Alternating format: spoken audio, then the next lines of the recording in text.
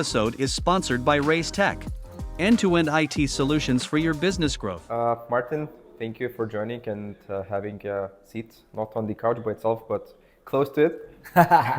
And I've been in your session, Humble Planning, Make Your Plan Suck Less. Yeah, that's how it was called. That's perfect.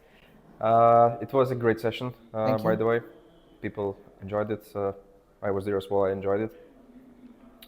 And actually, there were some reflections with my former colleagues after your session as well, and they came in, hey, how did you like the session? And that was great what was mentioned, that we need to, actually what people understood, what I got a feeling that they need to uptrain their leaders, their key managers, so to say, to understand that planning is not that simple and we need to look into it a bit differently. But then I do wonder, as myself, as I'm working as well as a consultant, helping organizations with the agility, implementation of it, and product plannings. And then once talking about the planning and road mapping, you yourself, I assume you're product consultant, very much focused into that area. What would you suggest then for, big corporate organizations? They need to put a funding aside to dedicate for product development. And they're asking, let's call it product managers, product owners, to create some plans, roadmaps. But they are never right. And what to do? I mean, these people are already in a position where they need to lie. So there are two different ways you can approach this.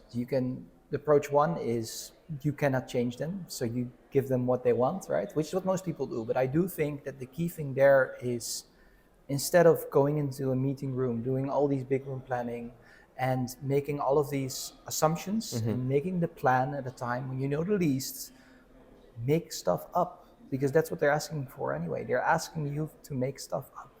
And if you follow the approach where you make the plan from the start and you spend too much time thinking about it, then the only thing you're doing is you're making yourself more likely to be wrong and more likely to deliver as less value as possible.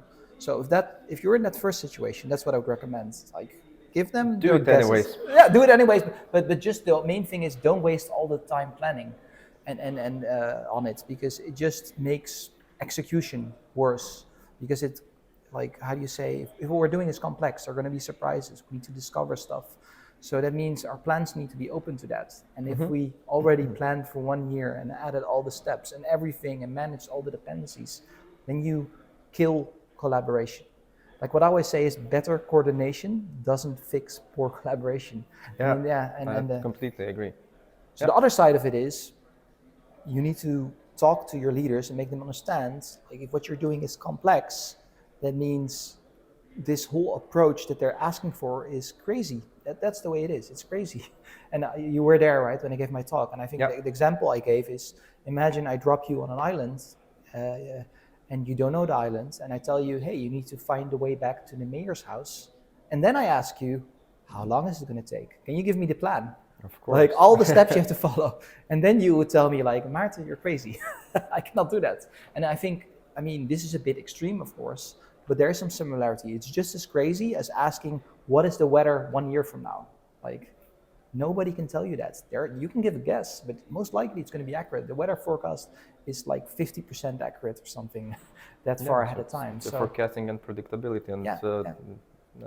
So you need to talk about that, I think. And if you can make them understand that, then you can still give the guesses for the budget. But then at least they're not going to ask you for all these glorious plans that look magnificent on paper, but then turn out to be totally wrong. Absolutely. And the challenge is that probably once you share the plan once, and I think there was someone from audience sharing that once you share a plan once, then someone else keeps you accountable because you promised that way. But it's very important probably how do you communicate that, and if you're uptraining these people, giving them a chance to understand that, hey, that's just the first iteration. We are learning, as you said, many discovery sessions to actually improve and adjust it. Yeah, and that's why every sprint review, you should show your roadmap. You should say, this is based on the current understanding, the current information. Every 2 weeks, we're going to discuss it again. If we have more and better information, which changes, then we're going to talk about it with you. Like, hey, we think it's going to take 2 months longer. Do we still want to do it? Do we want to make changes? But That's the main thing. Repeat, repeat, repeat. Make the comparison with the weather. Everybody, like we don't hate the weather people, like the weatherman or the weather woman, because they make a wrong forecast. Because we know they're doing the best they can. Yeah, they don't know everything, and we trust them with what they have, and probably that's the same situation over here. Yes, it's very similar. I mean, I think probably weather is even worse, but still, I think it's similar. Okay. So if putting plans aside, just a little bit about your book. Yes. Of course, that's Did you read it or not? Not yet. Oh, it's okay. I'm just curious because... No, all good. But I'm really a fan of, in general, the idea, and I've been following you and checking regarding the sprint goals. Yeah. And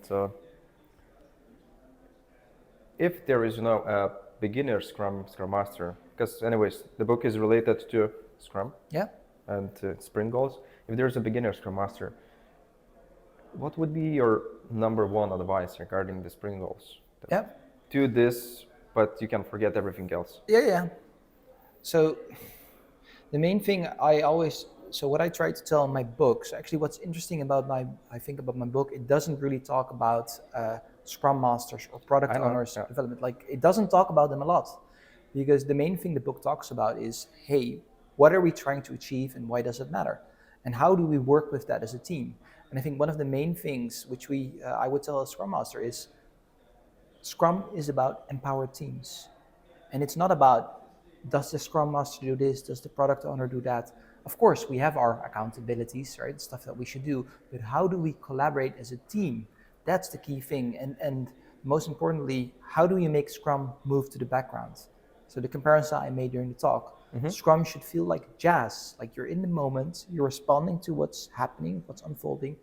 That's what Scrum should feel like. And the moment you're in a refinement, you start asking yourself, what does the Scrum guide say? Or what? Then you need to ask yourself, am I really adding value here? Does this really matter? Because at the end of the day, we're not doing Scrum to do perfect Scrum. Perfect Scrum, like Scrum is purposefully incomplete. There's no perfection probably in there. Yeah. There are just some boundaries that you need to be in there if you want to get value out of it. Yes. Rather than... Yeah, exactly. And we're not here to do perfect Scrum. We're here to deliver value. And I think that needs to be in driver's seat. And that starts with the sprint goal. The sprint goal makes meeting the objective more important than following the plan. And as well, if you understand that, the sprint goal relates to every Scrum event. Like daily Scrum, optimize the probability of meeting the sprint goal. The only reason for canceling a sprint is when the sprint goal is obsolete. So the sprint goal is where I would start. And I would actually, if I were coaching a Scrum Master, I would actually tell them, hey, like start with the sprint goal. You don't even have to start with all the Scrum events, but start with the sprint goal, maybe a daily Scrum, and then gradually introduce the events, because very much we focus too much on the process and all the stuff. Absolutely. And that sucks. Like we need to focus on the results, and Scrum is a means to an end. That's it. And that's the point. Probably organizations do want, or companies do want results. Yeah. But then they focus too much on a process. Yes. That is not helping to get the result, even though other has good experiences with the same Scrum, let's say. It might not work for others if you just focus purely on a process rather than result outcome that you want to achieve. Yes, exactly. I mean, yeah, like I said, if you're doing jazz, there are rules. But the moment you start thinking, this is what the rules of jazz dictate, then you've lost. Like the moment you have that thought as a musician, your piece is going to suck because Although that's an interesting perspective. Now you reminded me. Yeah. I used to be a musician by myself some time ago, but then I'm thinking that comparison with Scrum or with anything else. Yeah. I mean, you need to start somewhere. And I mean, as I used to be a musician, I've needed to learn, all the notes, the rhythm and everything that's around. So I had to learn these boundaries to be able to improvise by myself or even to create a song. Correct. And so you need expertise. You see the same here. Yeah. So you need expertise. That's the main thing. You do need expertise. But the question is, what expertise do you need? And I think, like as a musician, all the music. I mean, I'm not a musician, but I'm a classical pianist, amateur. That's nice. So I've been classically trained like for many years at a low level. But what I can say is all that theory is there to support that when somebody listens to you play, that you evoke an emotion. You make them feel something maybe they didn't feel before. It's about the listener. And yes, the musical theory matters, but as you know as well, like sometimes these artists, they break the conventions, Yeah. and the listener Make loves their it. own rules. Yeah. And I mean the Beatles, right? I think Sgt. Pepper was like completely different than all other albums, and I think that's the key thing. We're not doing this to follow the rules. We're doing this because we want listeners to experience something, and that should be. So yes, you need expertise. The Beatles, they were experts at all this musical theory, but when you know them, you also know when you can break the rules and when it doesn't matter as much. So yeah, you do need expertise, absolutely. You know what I'm thinking now after what you've said? Yeah. Probably it would be good advice, or you disagree, just to focus on learning with a purpose. I mean, if you're learning with purpose, if you're learning with Scrum while having in mind the sprint goal, let's say, as an outcome, that's something outcome focused, then you're going to get some value. It's the same as a musician. You learn how to play by enjoying the music as well, but not just by having the process and knowing all the notes and etc.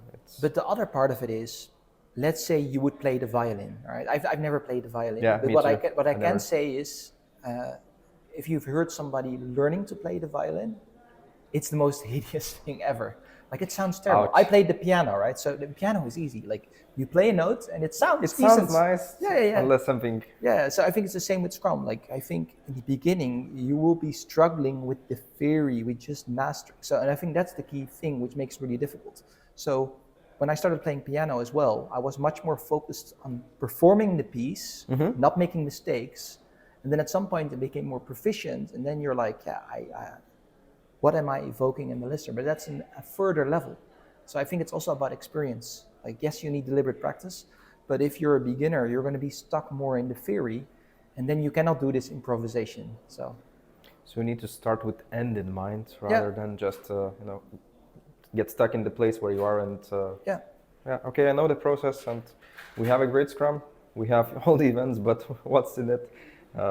We don't have any customers. Stakeholders are worried about us. We are not delivering, and etc. But that's really good thoughts. You have to think about the outcome and the result rather than just the process. Okay, that was a nice suggestion. Yeah, thank you. Anything else for the last things to mention for the listeners? The last thing to mention to the listeners, how do you say? I think collaboration is the key thing that we should work on improving. Like you can have great collaboration within your team, they can improvise, they can adapt to the moment, but then the moment they need help from another team, then suddenly we cannot help you, we're busy with this. So the main thing is, yes, intra-team collaboration is important, but one of the reasons why we have all these scaling frameworks is because inter-team collaboration is way more difficult because people don't know each other so well. They have different things that they find important, different things they care about, different expertise. So the key thing is focus on that collaboration within the team, between teams. That's where I think where the goal is, and stop talking about all these scaling frameworks, to think about why can't they collaborate? Is it lack of psychological safety? What is at the root of it? Instead of saying, hey, I'm going to copy paste the framework and then life is going to be great. No, it's not going to fix those collaboration problems. That's absolutely a genius thought. I completely agree. Yeah. All the frameworks will not help unless you resolve the main problem why you have that. And it's just another recipe book that will not make your dish nicer. Yeah. Scaling is complex, so you need to figure out what works and look at scaling frameworks for inspiration and not as a recipe, because it's never going to work. Absolutely. Maarten, thank you so much for your time. Thank you for being in Vilnius, in Agile Tour Vilnius as well conference. I love it. That nice was really to have great. you here. Yeah. Hopefully you'll visit us again. And, I hope so too. Have a great day ahead. Thank you. Thanks.